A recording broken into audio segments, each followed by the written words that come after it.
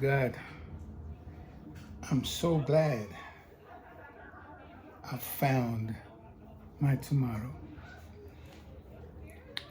You know, there are many things in the world today that can distract us. But when we give our lives to Jesus, Yeshua, Jesus, He puts His Spirit within us. And that Spirit of God keeps and guides and controls and takes us to our inheritance. Praise God. Greetings to all. Welcome in the mighty name of Jesus. Big shout out to my brother in Florida. I love you, bro. Take care. Always have. And all my family.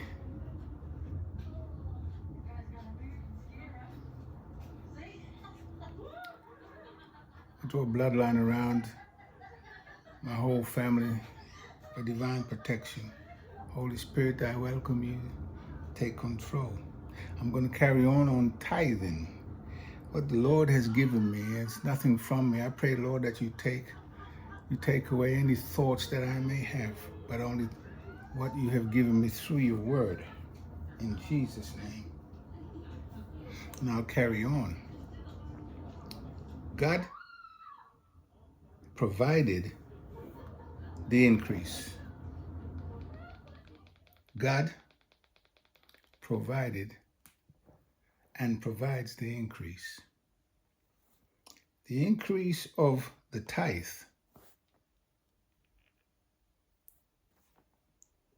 came from God's hand, from God's miracle, divine grace, unmerited, unearned favor, and divine empowerment to go through and to do that favor. God provided the increase through which tithes were given.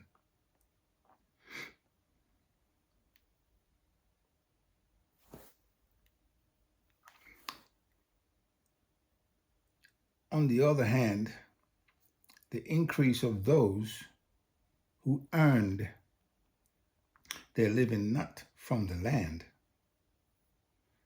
in crafts, in trades, and in skills, was something that their hands provided, what they did. Therefore, God did not require them to tithe something that they produced. At this point, I want to say thank you to that person. I don't know if it's a male or female that commented on the first part of this. I welcome your comments. I'm glad to know that there are people who are studying the scriptures, the gospel of Jesus Christ. 1 Corinthians 15, 1 through 4.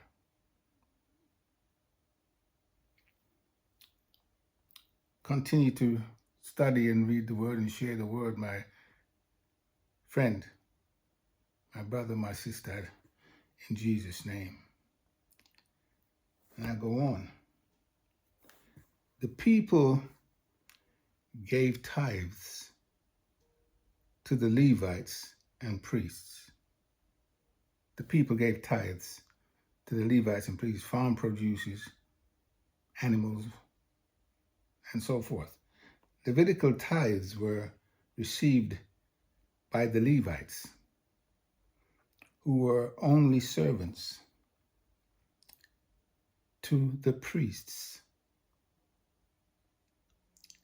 This biblical principle of tithing is not followed by any New Covenant church today. It is completely ignored as if it never existed. In the Old Covenant, God told the people, in the Old Covenant, God told the people to bring the tithe. He told Israel. See? He told Israel to bring the tithe. Not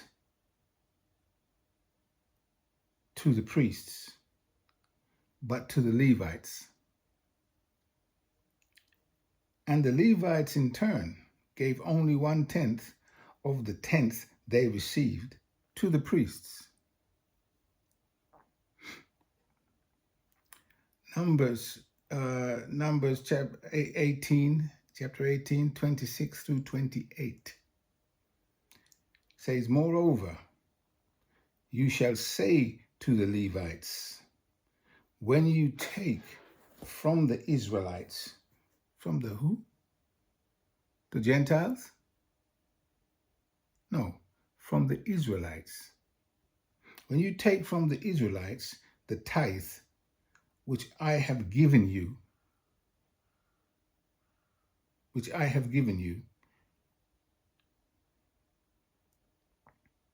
from them for the inheritance, then you shall present an offering from it to the Lord, even 1/10 of the tithe paid by the people." So the people didn't take the tithes to the temple.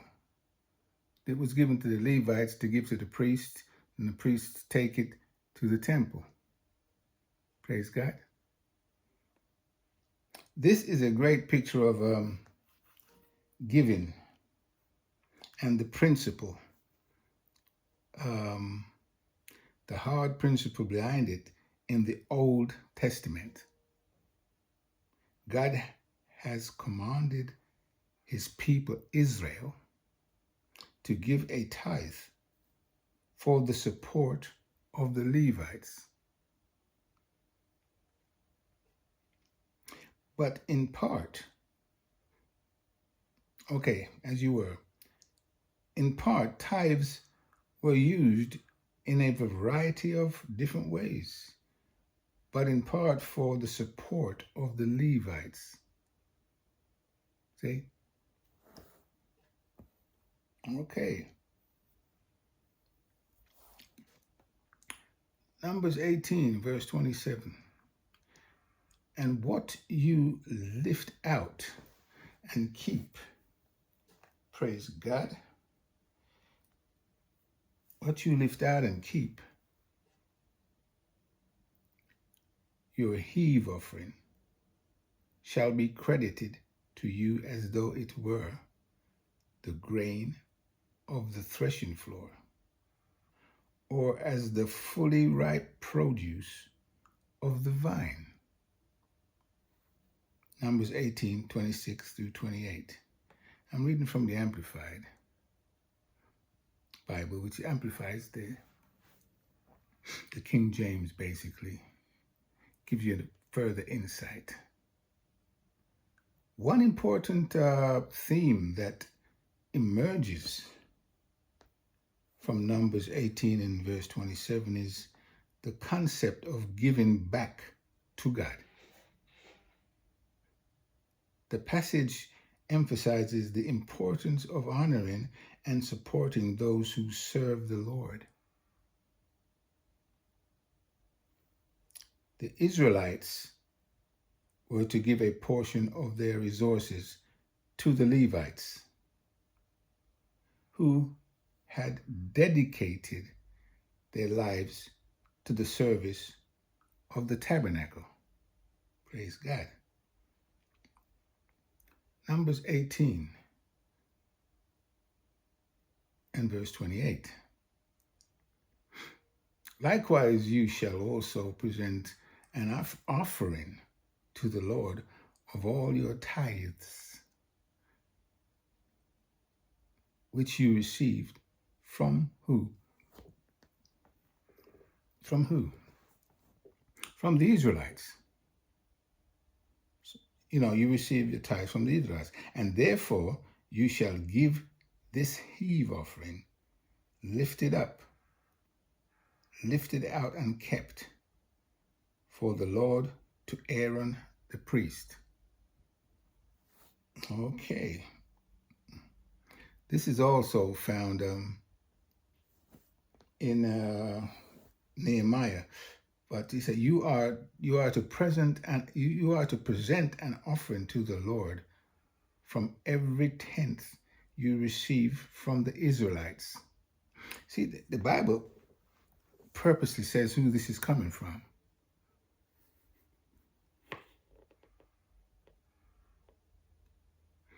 Give some of it to the priests, Aaron, as an offering to the Lord. Now in Nehemiah chapter 10, verse 38, goes on to say, and the priests, take a note of who we're talking about here. The priests, the son of Aaron, shall be with the Levites when they receive the tithes, and they shall bring 1/10 of the tithes to the house of our God, to the chambers, into the storehouse. Praise God. Now the people were not required to bring the tithe to the temple. Let me go back on that. The people were not required to bring the tithe to the temple. They brought them to the Levites and the priests. Praise the Lord. The next section I've entitled Jesus. Paul's offering was not tithal. Jesus, Peter, Paul, the poor, and the Gentiles did not tithe. This is because we must apply the strict, narrow biblical definition of the tithe, being food from the land and herds of Israel, according to the Bible, and only from inside Israel. Only from inside Israel. Jesus was a carpenter. What carpenters made and produce was from their own skills, their own hands, their own increase. That does not qualify under the definition of the biblical tithing.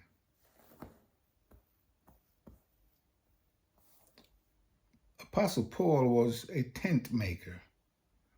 Most of what Paul made, he made from skins, and he sold in the market, in that marketplace, outside of Israel. Outside of Israel. Right.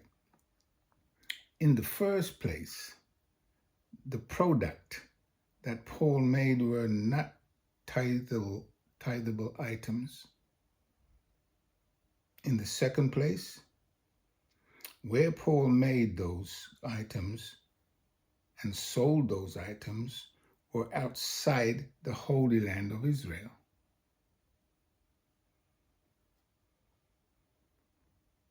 Paul could bring free will offerings, yeah. Totally agree with that. An offering. Paul brought free will offerings of those products, but they were disqualified as items that could be tithed upon.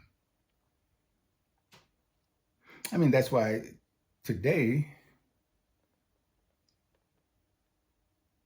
in the new covenant, in the age of grace that we're in today, we give an offering because the building don't uses electricity. You need furniture. You need, gas for cooking. You need to decorate. You need to keep the place, up to a standard where folk or persons can come in and be comfortable to worship God. This is why we give an offering. Praise God. And today some people give more, and some give what they can afford. Praise his holy name. Peter was a fisherman. The word of God nowhere tells us that fishermen ever brought tithes of fish they caught to the Levites and the priests in the form of tithing. The fish were not in the category of tithable offerings. The poor did not tithe. Usually, after 2 or 3 generations of the double portion of the land to the firstborn, most of the Israelites were pushed off of the land. They either worked as day laborers for their relatives, in which case the relatives who owned the land paid the tithe, or they migrated to the cities and took up crafts and trades, in which the profits of the crafts and trades were not tithable items. Therefore, the poor did not tithe.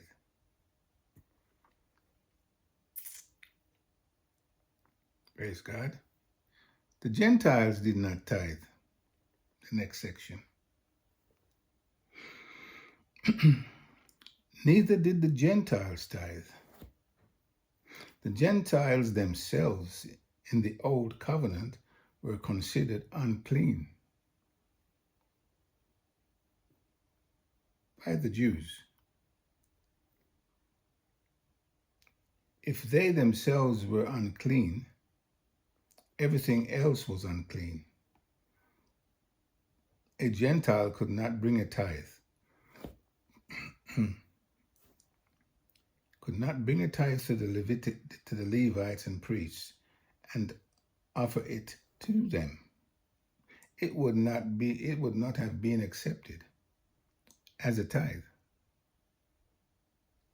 Therefore, it is wrong to teach that the old covenant started with everybody having to pay tithes. Everybody having to pay a tithe. That only applied to landowners and herdsmen who lived inside the Holy Land of Israel. Praise his name. The next section I've entitled, you can break these down into sections if you so wish. And I'm only giving you a little bit of the studies that I've studied, because if I gave the whole thing, I'll be here tomorrow. I'll be here the whole year. But from what the Lord has given, the Bible says it should be enough for then you can glean on and expand on and study. The widow's mite. Okay, that brings us to the widow's mite. The widow was not bringing what she brought as a salary for the Levites and priests. What the widow brought, she placed into the treasure chest inside the women's court in the temple. What the story of the widow widow's mite means. The story of the widow's mite describes a widow who gives 2 small copper coins to the temple treasury. Jesus witnesses this offering and describes how great her gift is, because it represents a greater proportion of her wealth than the larger gifts of other religious leaders. Luke 21, 1 through 4. According to the Bible, the Hebrews had to set aside an additional 10% of their income, the Hebrews, but not every year. Instead, poor tithe was contributed to a community fund every 3 years to help support the homeless, the travelers, orphans, and widows that come through the town. And Deuteronomy chapter 14, verse 28 to 29 says, when you have finished tithing all the tithes of your produce, not your money, your produce, in the 3rd year, the year of the tithe, you shall give them to the Levite. You shall give them to the stranger, the orphan, and the widow, so that they can eat and be filled in your cities. Deuteronomy 26, verse 12. That treasure chest was not destined for the Levites and priests. Treasure chests was for the poor and for temple maintenance. Praise God. And most likely when she left the temple, she also was given more money from that chest because she was a poor widow. Therefore, it is wrong to use the widow's mite as an example for tithing. The widow was given a free will offering.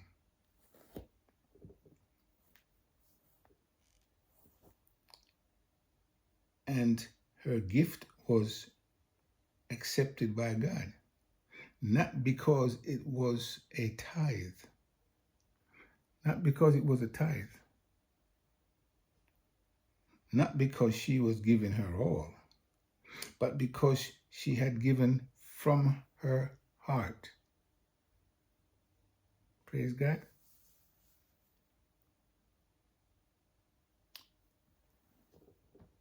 Praise his name. She had given from her heart. The next section I've entitled, what did the Levites actually do? What did the Levites actually do?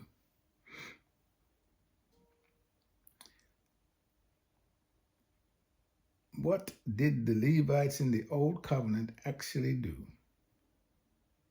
to deserve receiving the whole first tenth or the whole first tithe? Well, in Numbers 3, we are told that the Levites who received the tithes, they were the tent makers, carpenters, artisans, fabric weavers, animal skinners, and the janitorial service. And this is what the Levites did to deserve the tithe in the Old Covenant before the temple was built. Next section, the Levites and priests received the tithes. In Chronicles chapters 23 to chapter 26, 4 chapters are devoted to the duties of the Levites and priests who received the tithes. There were 38,000 Levites, men, available to work in the temple. And the Bible tells us in Chronicles chapter 23 that 24,000 of these Levites in Solomon's temple were builders, supervisors. They were the skilled craftsmen who knew how to build the temple of God for Solomon. They were not the ministers. They were the recipients of the tithe. Okay. The Bible tells us in 1 Chronicles 23 that 6,000 were civil and religious rulers. They were judges, 6,000. Okay. Tithing was never used for missionary work. Next section. Tithing in the Old Testament were never used for missionary work or to build missionary stations. They were never used to proselytize the Gentiles, to convert the Gentiles, to convert the Gentiles to the old covenant, to their way of living. Never used for that. Tithing was not used to support missionaries in the Old Testament. And sound good as it may, it is not biblical to take tithe.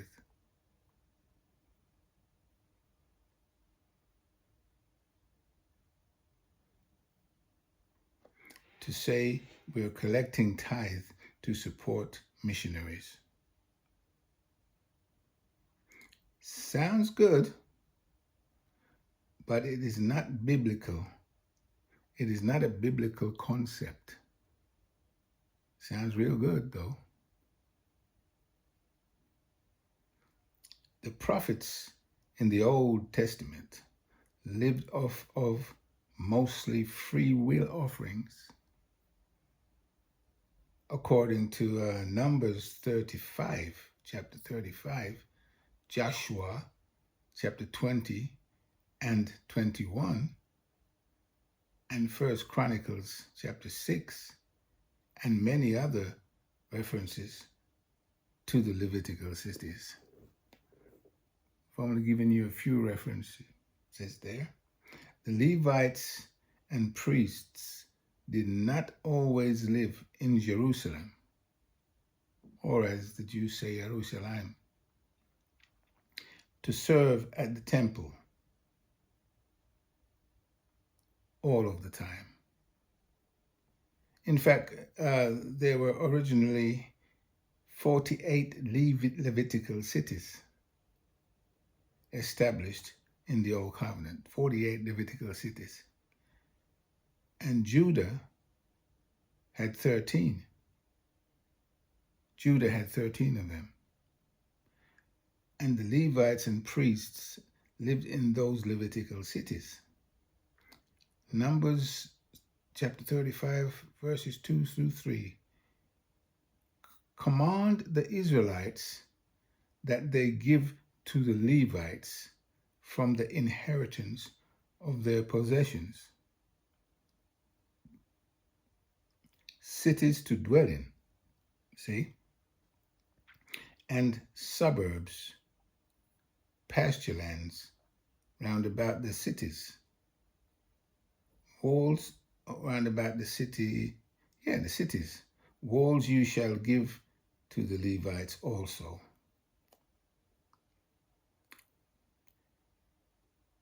There's somebody called Jarshi.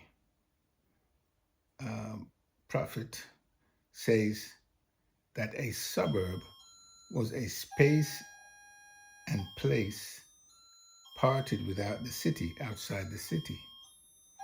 roundabout for the beauty of it, but they were not allowed to build there an house. They weren't allowed to build a house there. For example, to dwelling, nor to plant a vineyard, nor to sow seed. Other ground is after provided for such. This for their pleasure. Other places were provided for such things. Numbers 35, verse 3. They shall have the cities to dwell in, and their suburb pasture lands shall be for their cattle, for their wealth in flocks, and for all their beasts. Numbers 35, 2 through 3. It's a false teaching to say that the Levites were full-time workers in the temple in Jerusalem. In fact, the great majority of the time, they were raising cattle and other animals. They had been given that, well, as you were, they had been raising cattle and other animals that were given to them as tithes. These animals were given to the Levites as tithes. And they were learning skills to use in the temple. Praise God. In Nehemiah chapter 10 and verse 37, it says, and that we should bring the first fruits of our dough and our offerings, and the fruit of all manner of trees, of wine, and of oil, unto the priests, to the chambers of the house of God. And the tithes of our ground unto the Levites. It never says anything about money here. That the same Levites might have the tithes in all the cities of our tillage. Well, the people of Israel, including the Levites, must bring their gifts. They must bring grain, olive oil, and fresh wine. They must put them in the storerooms where the articles for the temple are kept. That's where the priests stay when they are serving at the temple. Glory to God. The next section, Levites, priests are responsible to bring tithes to the temple. The Levites and priests were responsible for bringing the tithes up to the temple when they needed it, that is, when it was their turn to minister. There were 24 families of Levites and priests, because David and Solomon realized that there were just too many of them to serve the temple at any one time. Too many. And the next section, okay, Malachi 3, verse 8 through 10 is the most abused tithing text in the Bible. The most abused tithing text. Malachi 3, verses 8 through 10. Verse 8 says, will a man rob God? Yet you have robbed me. Who's he talking to? This is the old covenant. But we'll find out who he's talking to. But you say, wherein have we robbed thee? in tithes and offerings. Christians are not required to tithe. The law of Moses mandated the tithe to support the Levites in their priestly service, and those in need among the foreigners, orphans, and widows in Deuteronomy 14:28-29. That's what it was for. Malachi chapter 3, verse 9. You are cursed with a curse, for you have robbed me, even the whole nation.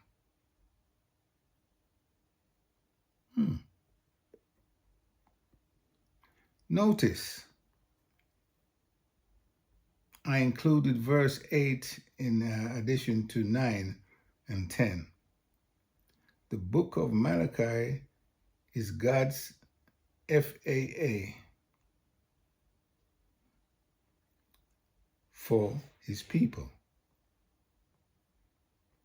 In this passage, God is asking the people, the Israelites, God is speaking to Israelites, why have you robbed him? The people don't think they have.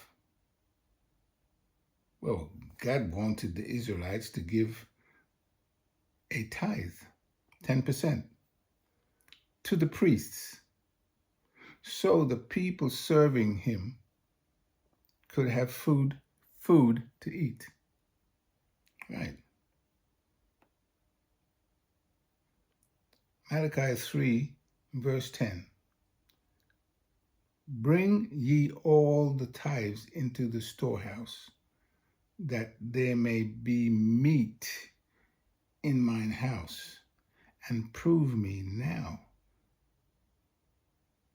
herewith, saith the Lord of hosts, if I will not open the windows of heaven and pour you out a blessing, that there shall not be room enough to receive it. Malachi 3 and verse 7 through 12 records that the Lord said to the Israelites who had broken their covenants and turned from him. They had broken their covenants and they had turned from God. There's a verse we need to look at that sets the context for the book of Malachi. Jeremiah 10 verse 29, they claved to their brethren, their nobles, and entered into a curse and into an oath to walk in God's law,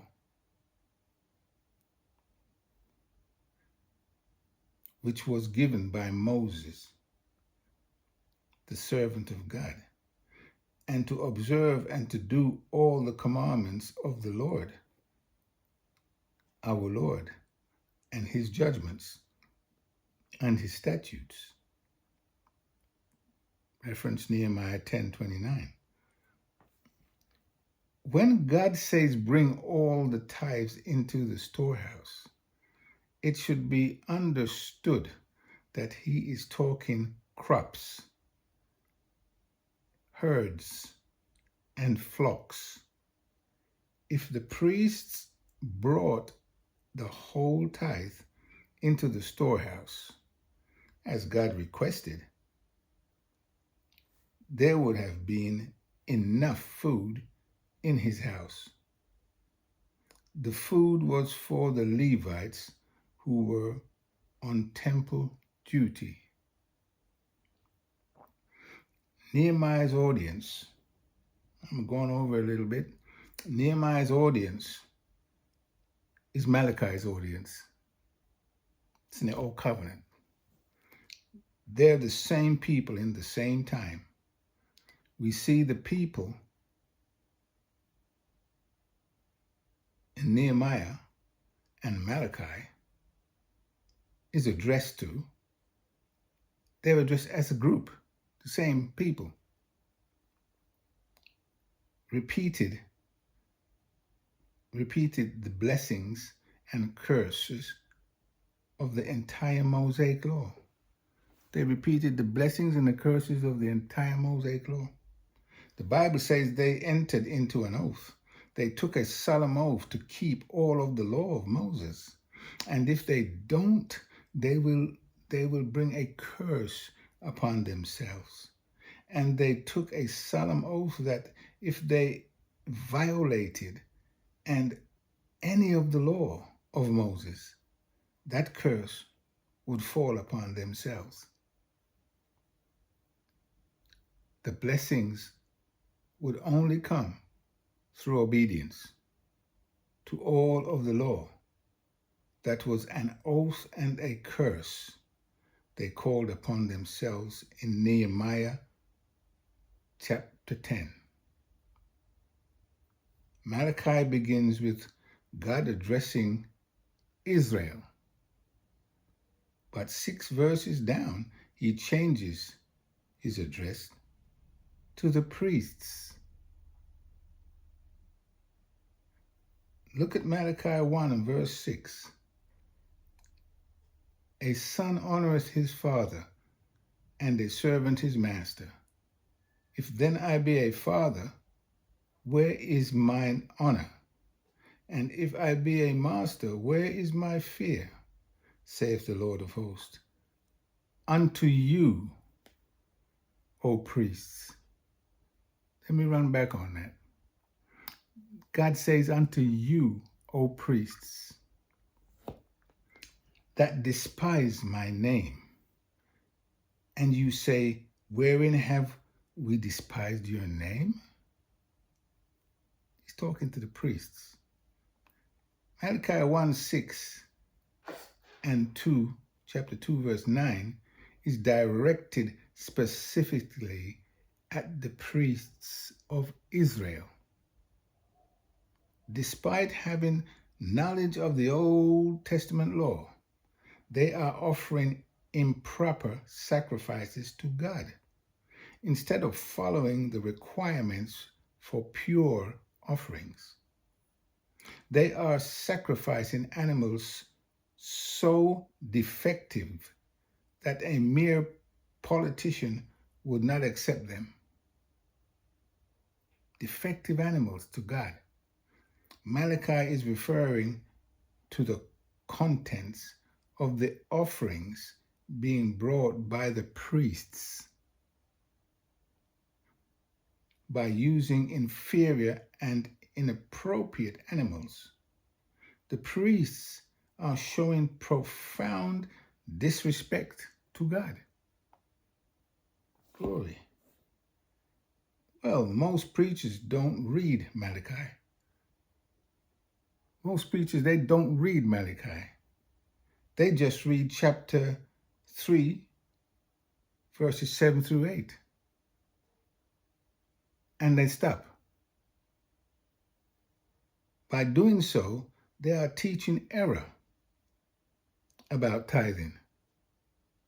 They're not teaching the people what Malachi is all about. And that's all error. Praise God.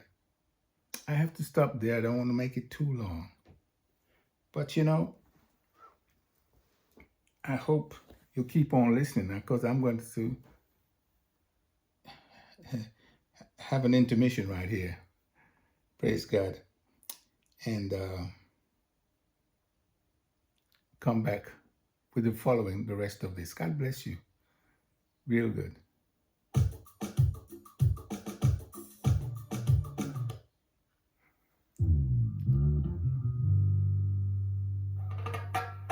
When you live your life with Jesus, you put your trust in Him. You never will be the same again. Never. When you take Him at His promise, the Holy Ghost comes in. Just keep your eyes on Jesus. He's your friend. He's your friend. He's your friend. He's